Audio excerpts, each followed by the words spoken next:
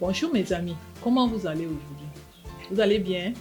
Je suis contente à chaque fois que je sais que je vais vous retrouver parce qu'on va passer de très bons moments ensemble.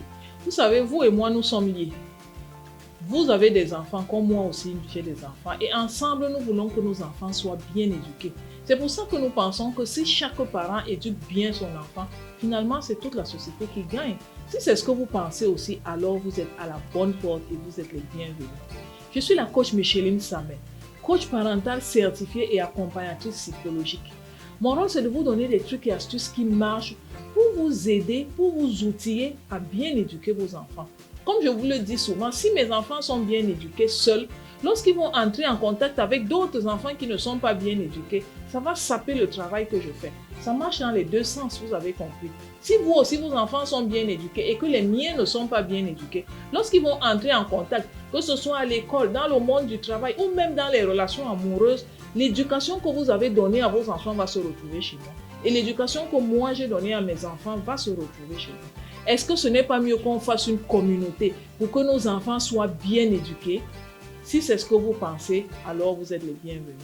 Je voudrais partager aujourd'hui avec vous un sujet qui va peut-être vous intéresser. Mes amis, vos enfants sont déjà scolarisés. Comment s'est passée l'année scolaire? Ils ont réussi à leurs examens ou ils n'ont pas réussi? On zoome généralement sur les enfants qui ont réussi. On les célèbre, on donne des cadeaux, ainsi de suite, on en parle partout, même sur les réseaux sociaux. Mais que fait-on de ceux qui n'ont pas réussi? Aujourd'hui, je voudrais mettre en lumière les enfants qui n'ont pas réussi à leurs examens. Est-ce que ce sujet vous intéresse? Ne bougez pas s'il vous plaît.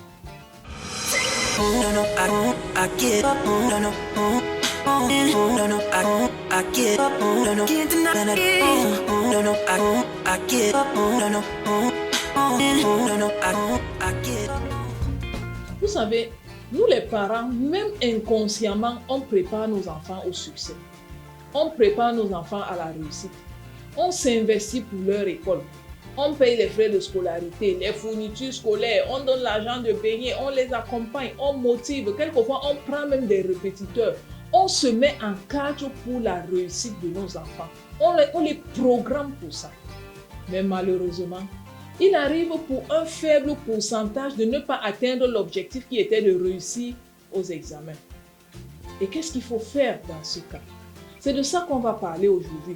Comment gérer l'échec scolaire de nos enfants. J'étais invitée sur un plateau de télévision il n'y a pas très longtemps et justement on parlait de ce sujet.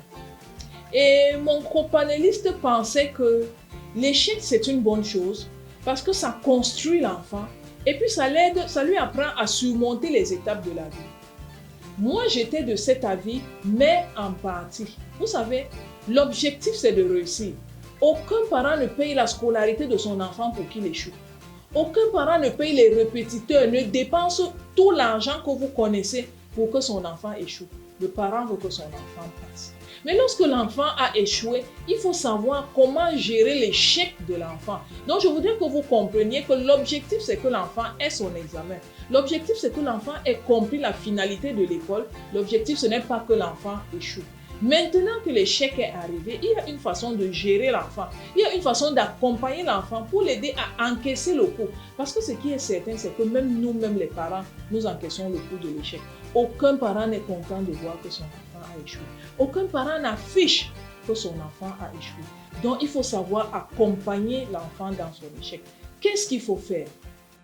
Permettez-moi de vous offrir un cadeau spécial. Je l'ai conçu avec mon cœur spécialement pour vous. C'est un e-book. Son thème, comment amener son enfant à obéir sans crier. Mes amis, vous avez du mal à vous faire obéir sans que les enfants ne vous mettent hors de vous. Cliquez au bas de cette vidéo. Le lien que vous allez voir va vous donner accès à ce livre et ça va beaucoup vous aider. Il y a 4 clés.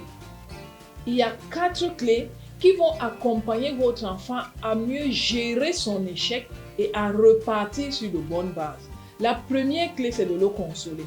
Vous savez, lorsqu'un enfant n'a pas passé à son examen, lui-même a mal.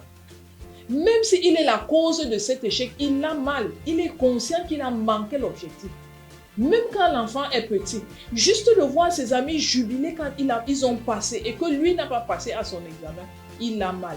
Il est mal. Lorsqu'il rentre à la maison, il n'est pas fier de lui. Donc la première des choses pour le parent, c'est de le consoler. Ce n'est pas le moment de l'accabler. Ce n'est pas le moment de lui dire, oui, tu n'étudiais jamais, tu étais toujours sur les réseaux sociaux, tu étais toujours allé t'amuser avec tes amis. Même si c'est vrai, ce n'est pas le moment de le lui dire. La première clé, c'est de consoler, le calmer.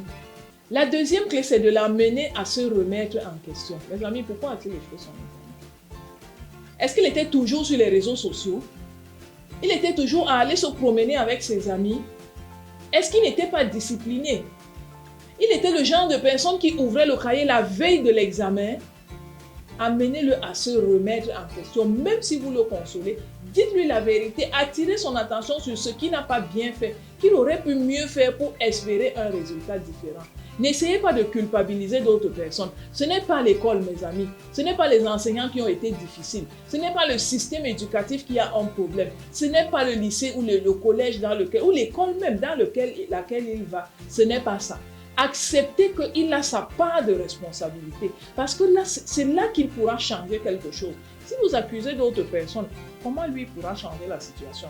Donc ici, ce que je voudrais dire, c'est de l'amener à comprendre qu'il y a certaines choses qu'il aurait pu mieux faire et qui auraient pu donner un résultat différent. Lorsque vous serez dans cette phase de mea culpa, la phase dans laquelle l'enfant doit reconnaître qu'il y a certaines choses qu'il n'a pas bien fait, vous-même, le parent, reconnaissez aussi qu'il y a des choses que vous n'avez pas bien fait. Est-ce que vraiment vous l'avez suivi?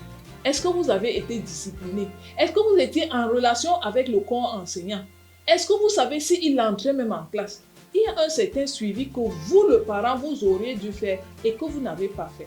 Vous aussi, reconnaissez votre part de responsabilité. L'avantage, c'est que vous pourrez vous mettre ensemble pour partir sur de nouvelles bases.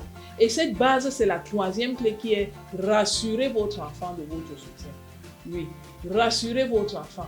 S'il a échoué à un examen, il n'est pas un échec. C'est un faux pas dans sa vie. Et on va voir tout à l'heure comment on peut rebondir même d'un échec. Mais rassurez-le, il n'est pas un échec. C'est une seule chose qui n'a pas marché dans sa vie. Mais il y a plusieurs autres choses qui ont marché. Donc s'il est rassuré de votre soutien, il aura envie de se jeter à nouveau dans la bataille et de repartir parce qu'il sait que dans tous les cas, ses parents ne vont pas l'abandonner. Et ça, c'est une très grande motivation pour un enfant qui a échoué parce que ça lui permet de prendre la revanche sur lui-même. La dernière clé, qui n'est pas la moins importante, c'est de proposer à votre enfant de nouveaux horizons. Oui, proposez-lui de nouveaux horizons. Ça fait combien de fois qu'il a échoué?